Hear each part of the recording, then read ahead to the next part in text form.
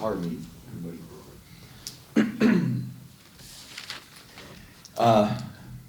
Gosh, what do you say? Just it feels good to be in here after a victory. We've had so many close, agonizing defeats this year, and we were so desperate to get a win, and just really proud of our team, how they've continued to practice and prepare, and I think the way they prepared for this game, and then executed.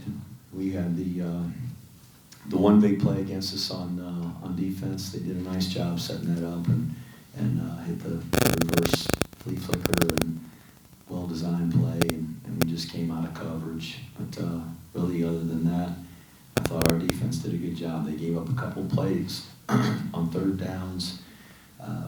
They hit a couple RPO throws over the middle, but we did a great job stopping the run, which is, I think if you're going to play good defense, that's where it's got to start. And then offensively, obviously we ran the ball pretty effectively, and we were able to control the clock and control the ball and score touchdowns. And we had a couple times we had to punt, and disappointed that we had to stall out on those drives and were forced to punt. But and just proud of the guys, and they stayed resilient, and I think that's certainly a positive and something that we can use as a source of pride. So really respect the UMass team. I know in talking to Coach Bell before the game, he told me that they were down to fewer than 50 scholarship players, and I think started 9 freshmen. So that's not an easy task, and just give them credit.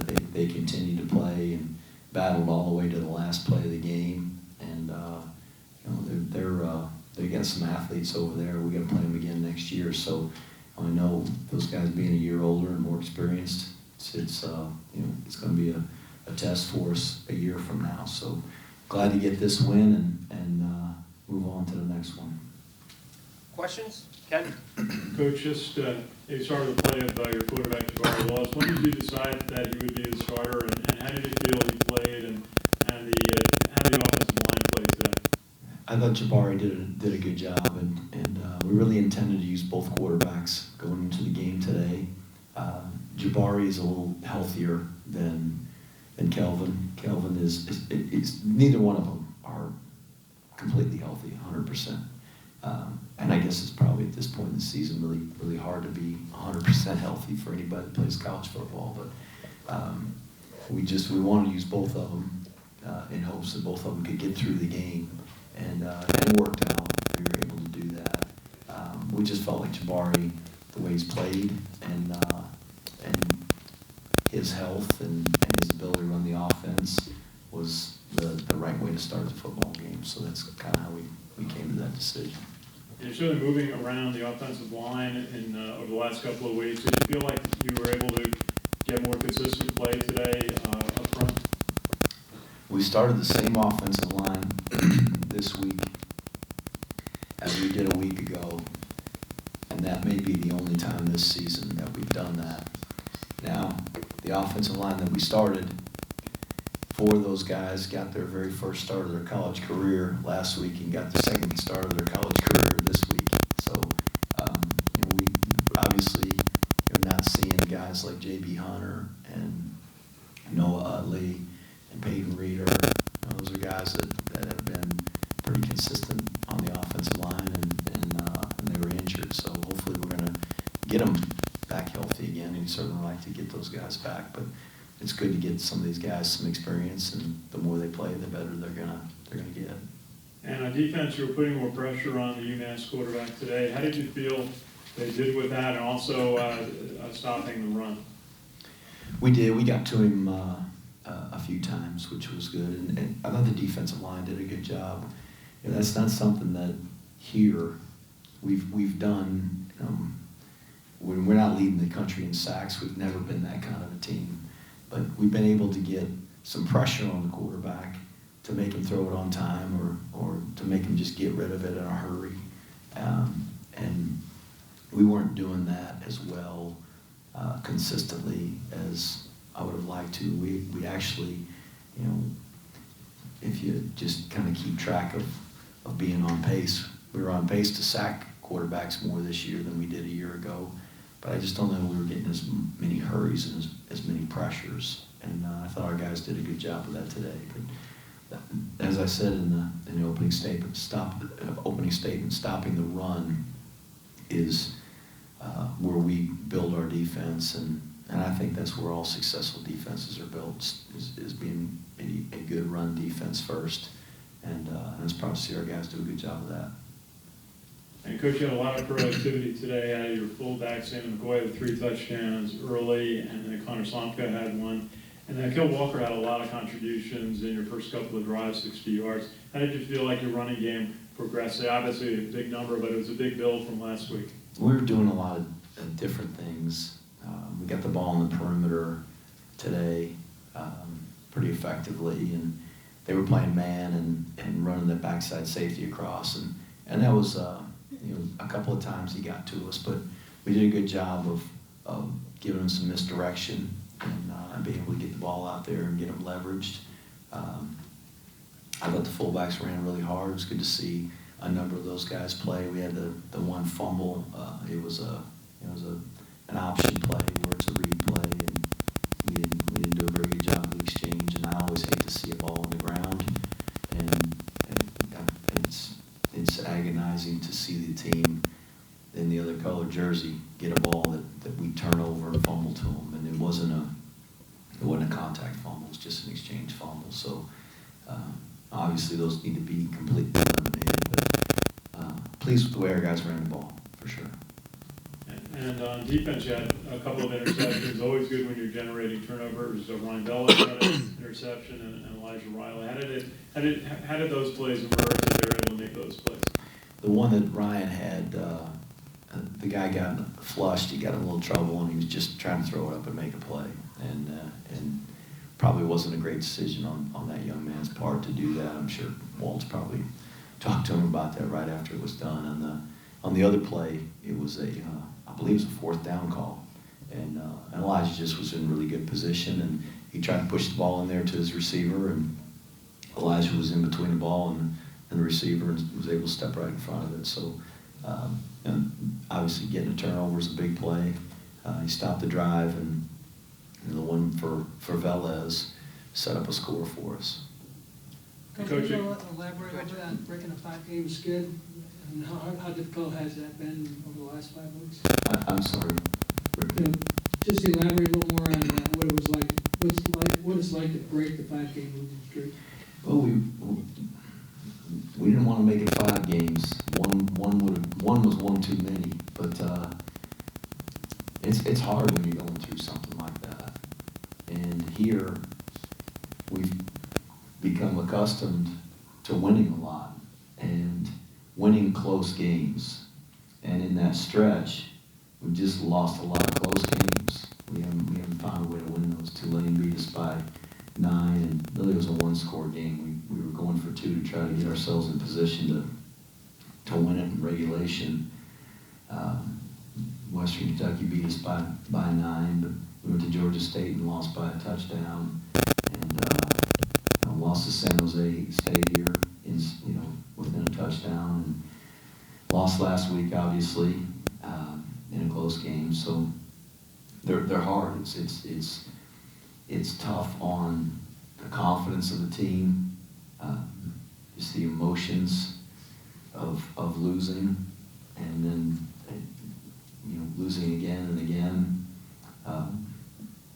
It's been a tough stretch, but as I said, our players have continued to work and practice hard, and we haven't performed as well as I would have liked to us have performed, and maybe not as well as we're capable of performing during that stretch. And that's what's disappointing. There were a lot of things in that stretch that we probably could have changed our fortunes just with better execution and things that we can control. We talked about the turnovers. In a couple of those games, if we eliminate a fumble, we might win the game. That's how close it is. Last week, it's literally a game of inches.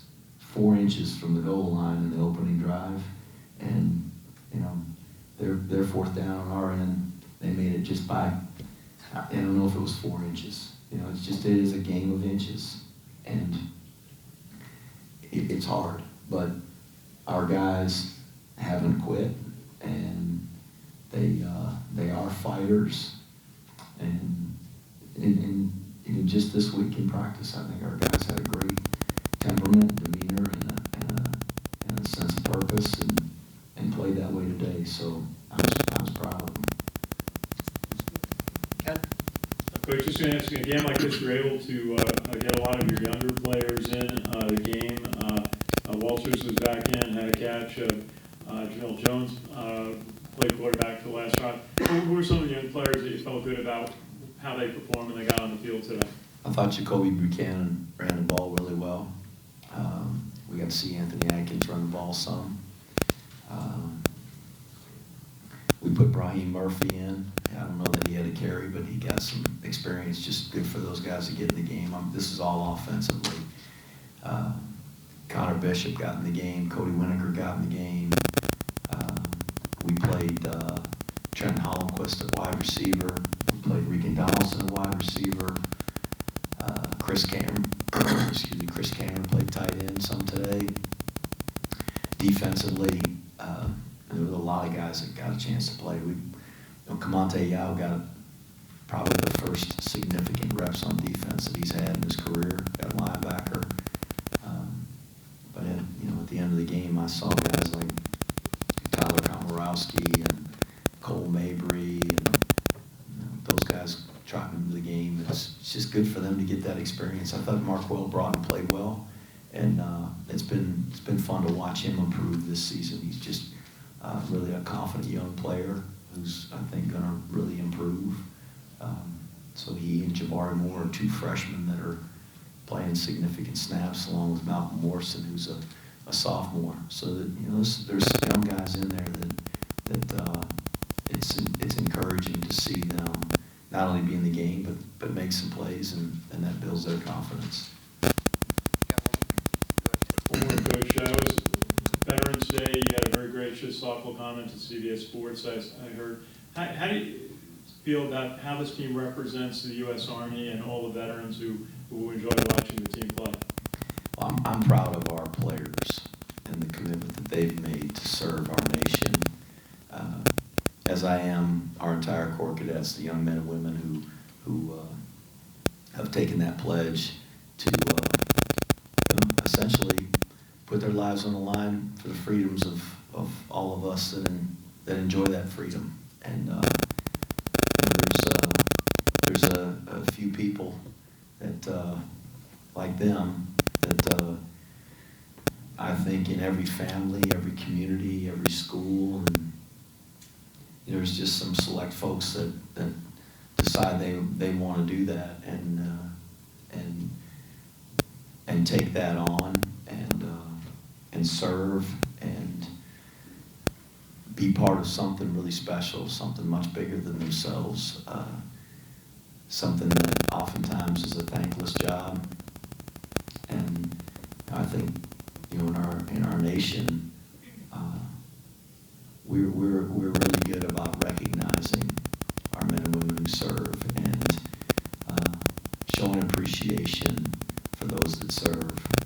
But I can assure you, when they're out there hunkered in some foxhole or in the middle of nowhere, staring at the enemy face to face, and we're sleeping soundly in our beds, there's nobody there thanking them. And they do that proudly. They do that voluntarily, which just is amazing to me, that we've got people that feel that sense of service and love for country. And so I'm really proud of our young men and women here who've taken that pledge. Thankful to all of our men and women who serve, their families who sacrifice so much, and they have loved ones in their families that are going out and doing those jobs, and it can't be easy to be a family member knowing that your loved one may be in harm's way. And to wear the colors the United States Army, and to be able to represent all those men and women and their families who serve in the Army uniform is just an incredible honor and privilege. And so Veterans Day is just a day for all of us to pause and recognize those that serve. But every day at West Point, and every day in the United States Army, and every day in all of our branches of service, it's Veterans Day. They're out there doing that job every day. So I'm incredibly proud to represent the United States Army and certainly to win. And I think the expectation, as I heard General Caslin, our former superintendent, say so many times, when the American people put boots on the ground, the United States Army goes to do their job, the expectation is that they're going to win. And I don't think there's an American who expects anything less of our Army and our military. When we go take on an enemy, the expectation is we're going to win. And we enjoy that freedom, and we live freely, and we really, without worry, go about our day, and it's because of those men and women. So that's important for us to represent them in the same way. And when an Army football team takes the field, the expectation is we're going to win. And so I'm glad we're able to do that today. I'd like to do that every single time we play. And that's what's special about this program and this place, is that every time we win, we're representing over 1 million men and women who serve in the Army. Sorry for the long-winded answer. Good answer. All right, thank you, everyone.